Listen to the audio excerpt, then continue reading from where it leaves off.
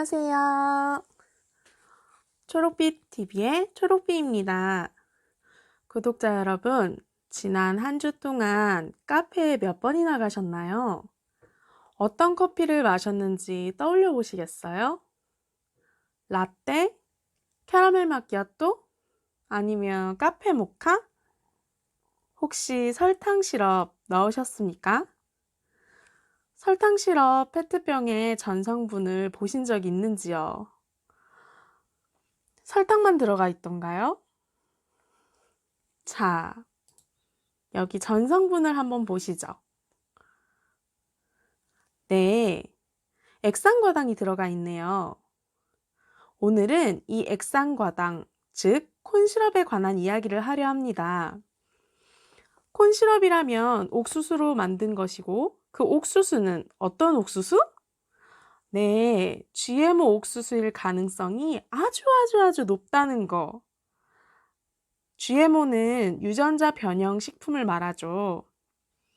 러시아에서는 GMO 수입하면 사형이고요. GMO 천국 중국도 군인에게만은 GMO를 공급하지 않습니다. 독일에서 햄스터 사료도 논 GMO가 있습니다. GMO가 왜 문제인지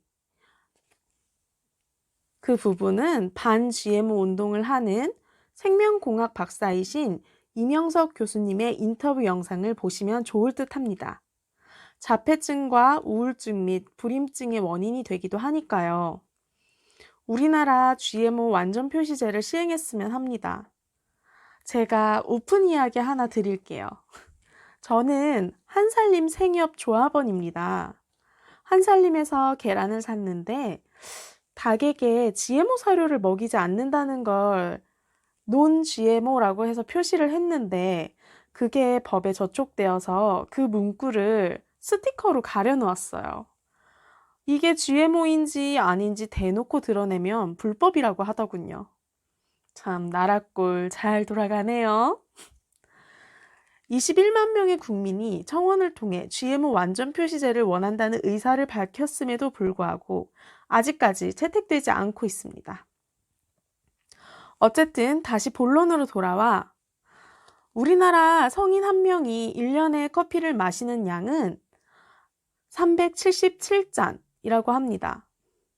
카페에서 커피 마실 때 이 커피에 어떤 시럽, 어떤 파우더, 어떤 재료가 들어갔는지 메뉴판이나 커피잔에 혹은 테이크아웃 종이컵에 전성분이 나와 있지 않아요.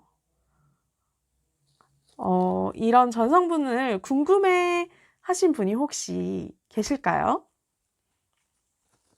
카페에서 사용하는 시럽이나 파우더, 퓨레의 전성분을 보면 대부분 콘시럽이 들어가 있습니다. 한번 확인해 볼까요? 이 소스 캐러멜 마키아토 만들 때 대부분의 카페에서 쓰는 소스인데 여기 보시면 콘시럽 55.50%라고 써져 있죠? 그리고 옆에 보면 고과당 콘시럽도 들어있어요.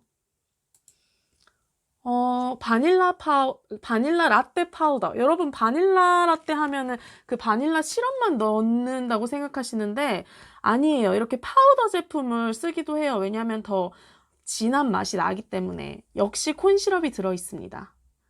그리고 한동안 예전에 유행이었던 블루 레모네이드 아시죠? 거기에 색소가 문제야 라고도 하는데, 기타 과당이 써져 있습니다. 기타 과당 뭘까요? 네, 당연히 콘시럽과 고과당, 액상과당 다양하게 사용했다는 말입니다. 그리고 스무디도 많이 드시죠? 거기에 들어가는 과일, 생과일? 아닙니다. 이런 퓨레를 사용하는데요. 여기 퓨레에도 보면 고과당이라고 써져 있죠. 이렇게 다양한 제품에 콘시럽이 쓰이고 있습니다. 아이고, 요건 다음에 나올 부분인데 옥수수 녹말을 분해하면 콘시럽이 됩니다. 설탕과 단맛을 비교하면 콘시럽이 훨씬 더 달아요. 설탕보다 140% 단맛이 난다고 해요. 과당을 대사할 수 있는 유일한 기관이 어딘지 아십니까? 간이에요, 간. 간에 과부하가 걸리면 이 과당들이 지방으로 변합니다. 나는 술도 안 마시는데 지방간이야 하시는 분들 잘 생각해 보세요. 왜 그럴까요? 심장병과 당뇨, 고지혈증, 대사증후군 등 성인병을 유발하기도 하는 게 바로 이 콘시럽입니다. 제형 자체가 또 끈적끈적해서 충치를 유발하기도 쉬워요. 뿐만 아니라 식욕 억제 호르몬인 렙틴의 분비를 막아서 배부름을 느끼지 못하게 하는 효과도 있습니다. 감자튀김이나 피자 등 느끼한 음식을 탄산음료랑 먹으면 더 많이 먹게 되고 속이 더부룩해지는 이유가 여기 있습니다. 그래서 다이어트 하시는 분들은 탄산음료나 주스 등을 끊으라고 하죠. 특히 탄산음료 콜땡의 비법을 아는 사람은 전 세계에 단 2명뿐이라고 하는데요. 썩 좋은 건 아닐 거라고 생각되는 건 왜일까요? 2014년 세계보건기구는 음료에 첨가된 당이 만성병의 주범이라 발표하면서 하루 당 섭취량을 50g으로 제한했는데요.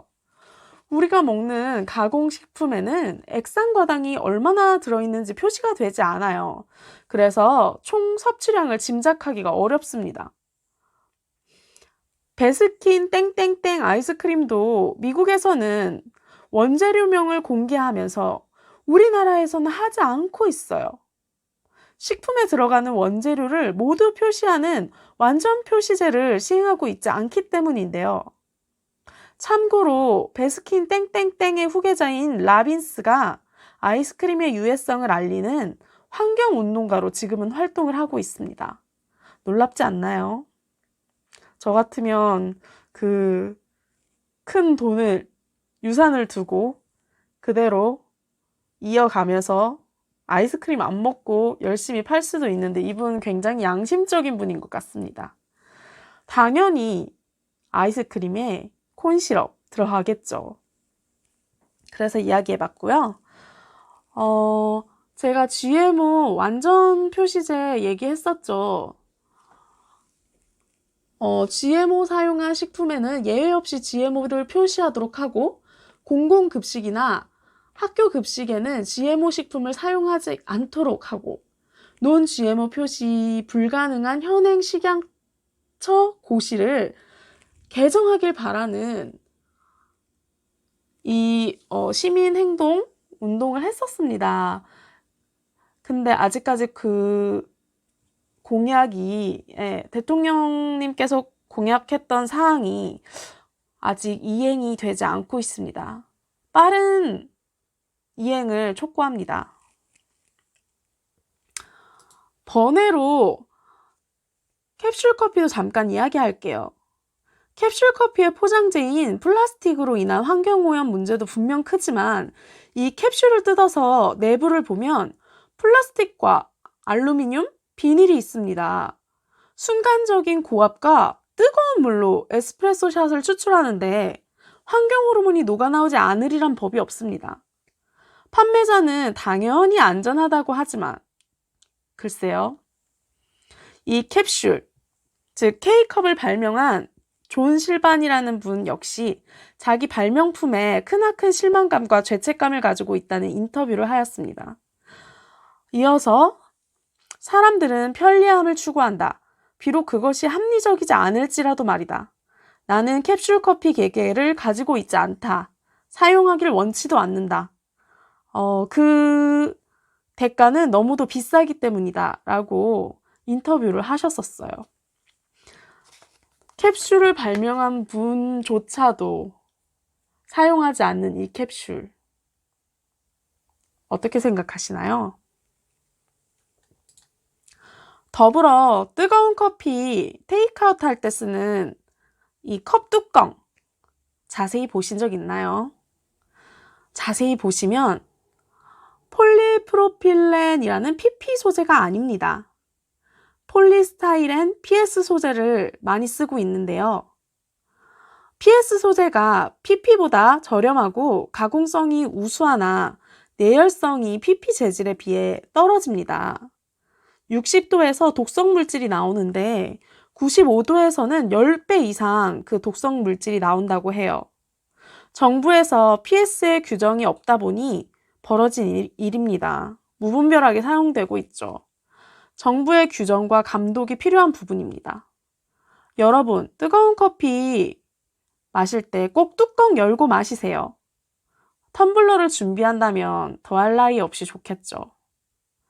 오늘은 여기까지 하겠습니다. 시청해주셔서 감사합니다. 구독과 좋아요, 댓글, 알림 설정은 사랑입니다.